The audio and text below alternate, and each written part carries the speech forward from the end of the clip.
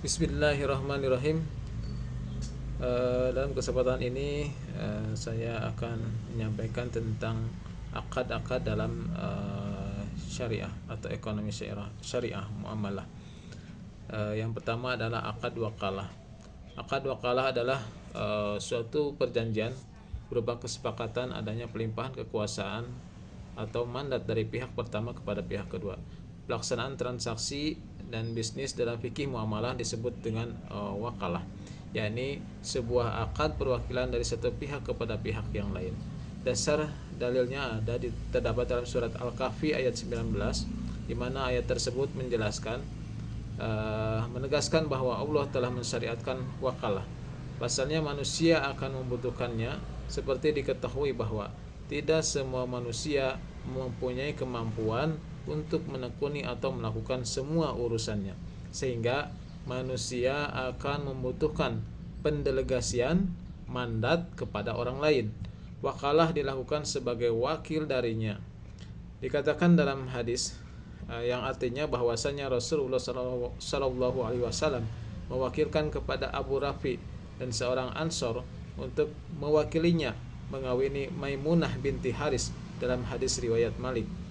Syarat-syarat wakalah yaitu yang pertama adalah orang yang mewakilkan haruslah seorang pemilik yang dapat bertindak atau memiliki kuasa. Yang kedua, wakil harus memiliki otoritas penuh atas suatu pekerjaan yang akan didelegasikan kepada orang lain. Yang ketiga, wakil harus orang yang berakal. Yang keempat, objek yang diwakilkan harus diketahui oleh wakil. Wakil mengetahui secara jelas apa yang harus dikerjakan secara spesifik. Lalu yang terakhir adalah ijab kabul, di mana rukun wakalah ini mempunyai rukun. Yang pertama adalah orang yang memberi kuasa, adanya orang yang diberi kuasa, perkara atau hal yang dikuasakan, lalu pernyataan kesepakatan atau ijab kabulnya. Selain itu juga wakalah mempunyai tujuan untuk menggantikan atau mengerjakan pekerjaan maupun perkara dari seseorang ketika masih hidup. Orang yang dipilih untuk melaksanakan akad wakalah atau al-wakil harus mampu untuk mengganti yang memberikan mandat. Produk hukum tentang wakalah itu yang pertama adalah undang-undang yang menyebutkan wakalah adalah yaitu Undang-Undang Nomor 21 Tahun 2008 tentang Perbankan Syariah. Dalam undang-undang ini disebutkan bahwa salah satu kegiatan usaha bank umum syariah adalah melakukan fungsi sebagai wali amanat berdasarkan akad wakalah. Yang kedua, akad wakalah dikemukakan dalam peraturan Bank Indonesia, yaitu PBI nomor 6 24 PBI di tahun 2004 tentang bank umum yang melaksanakan kegiatan usaha berdasarkan prinsip syariah. Pada pasal 36 disebutkan bahwa bank wajib menerapkan prinsip syariah dan prinsip kehati-hatian dalam melakukan kegiatan usahanya yang meliputi pemberian jasa pelayanan perbankan berdasarkan akad antara lain yaitu wakalah.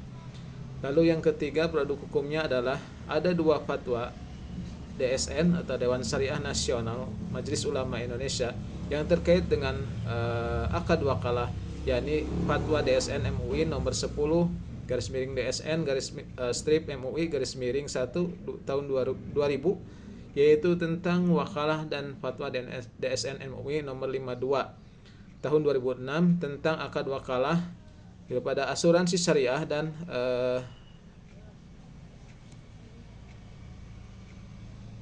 tentang akad wakalah bil ujrah, yaitu pada asuransi syariah dan reasuransi syariah.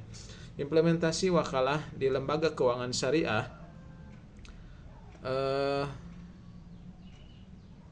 yaitu contohnya adalah di asuransi syariah.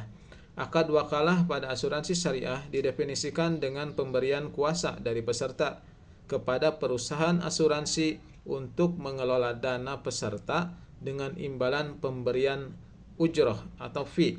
Yang termasuk dalam kegiatan bisnis akad wakalah di asuransi syariah adalah kegiatan administrasi, pengelolaan, yaitu pengelolaan dananya, pembayaran klaim, underwriting, pengelolaan portofolio risiko, terus pemasaran dan investasi. Mungkin begitu yang bisa saya sampaikan dan jelaskan tentang akad muamalah dalam ekonomi syariah terkait dengan wakalah. Selanjutnya saya akan lanjut ke video berikutnya, yaitu tentang akad kafalah, dan terakhir yaitu tentang